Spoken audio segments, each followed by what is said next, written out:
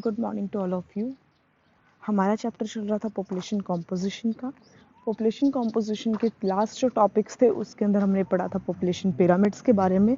Population pyramid हमारे 3 type के थे, जिसके अंदर आता है आपका एक्सपेंडिंग, डिक्लाइन और कॉन्स्टेंट। एक्सपेंडिंग कौन सा होता है? एक्सपेंडिंग का मतलब होता है जिसके अंदर हमारी जो पॉपुलेशन है वो बढ़ रही होती है, ग्रोथ कर रही होती है। ग्रोथ करेगी दैट मीन्स इसके अंदर क्या हो जाएगा, जो हमारी बर्थ रेट है वो क्या हो जाएगी, इंक्रीज हो जाएगी। फिर डिक्लाइन जिसके अंदर हमारी पॉपुलेशन कम हो रही होती है तो उसके अंदर क्या हो जाता है, डेथ रेट ज़्यादा होती है।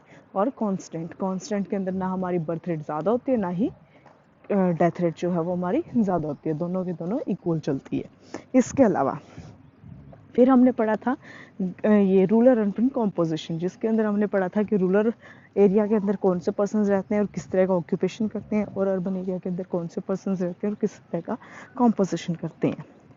नेक्स्ट हम इसके अंदर देखते हैं लिटरेसी रेट के बारे में। लिटरेसी रेट क्या होता है?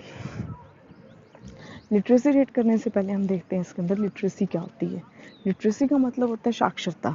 अगर नॉर्मल फॉर्म में हम बात करें, ठीक है, सिंपल जो टर्म्स है उसके अंदर हम बात करें, वो पर्सन जो किसी भी सेंटेंस को या सिंबल जो कंटेक्चुअल जो सिंबल्स होते हैं उनको लिख या पढ़ सकता है, उस पर्सन को हम क्या बोलते हैं, लिटरेट पर्सन बोला जाता है।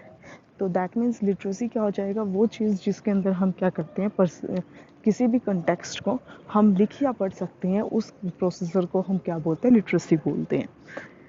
ठीक है, और भी इसमें कुछ और डेफिनेशंस दी हुई हैं, पर मेन आप ये याद रखना कि जब हम कोई पर्सन लिख और पढ़ सकता है किसी भी लाइन को या किसी भी सेंटेंस को लिख और पढ़ने की कैपेबिलिटी रखता है, that is literacy. Literacy rate क्या होता है?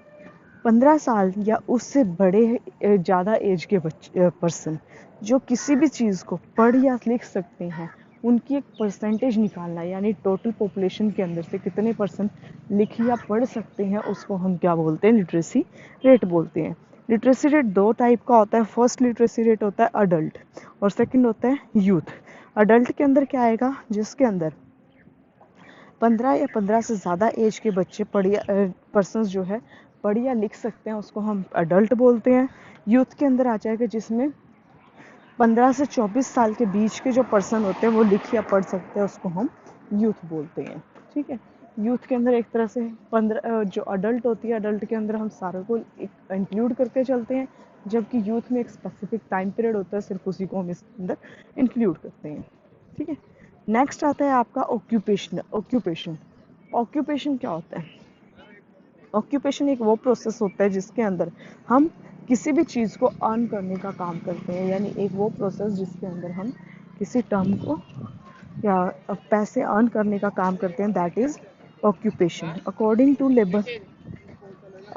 टू सर्वे, जो आपका सारे के सारे पर्सन्स जो 10 साल से किसी काम के अंदर लगे हुए हैं, किसी तरह से अर्न करने का काम कर रहे हैं, दैट इज़ ऑक्यूपेशन।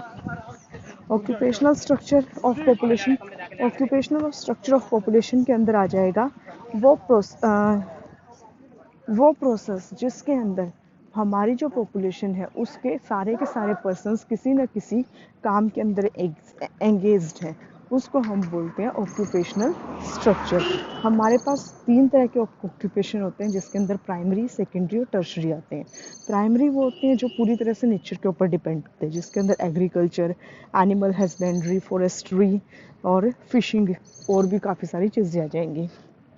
सेकेंडरी क्या होती हैं? सेकेंडरी एक्टिविटीज़ क्या होती है? सेकेंडरी एक्टिविटीज़ होती है जिसके अंदर हम कुछ ना कुछ मैन्युफैक्चर करने का काम करते हैं। एक तरह से जो मैन्युफैक्चरिंग इंडस्ट्रीज़ होती हैं हम उनको सेकेंडरी एक्टिविटी के अंदर काउंट करते हैं। टर्शरी, जिसके अंदर हम क्या करते हैं, पर्सन्स को सर्विसेज प्रोवाइड करने का काम करते हैं, दैट इज़ टर्शरी। ठीक है, सर्विसेज इन द सेंस कि हम पर्सन को क्या करते हैं, एक तरह से जैसे ट्रांसपोर्ट की या फिर ट्रेड की या कम्युनिकेशन की, इस तरह की जो सर्विसेज हैं वो प्रोवाइड करने का काम करते हैं, वो क्या हो जाएगा, टर्शरी सेक्टर। ठीक है, ओके, ये चैप्टर आपका यहाँ पर फिनिश होता है। अगर इसमें कोई प्रॉब्लम आती है तो आप मुझसे क्वेरीज कर सकते हो, अदरवाइज एक बार इसको रिवाइज कर लेना। आई थिंक इस रिवाइज करने से आपको ये समझ आ जाएगा। फिर भी अगर कोई प्रॉब्लम है तो आप मुझे पूछ सकते हो। ओके।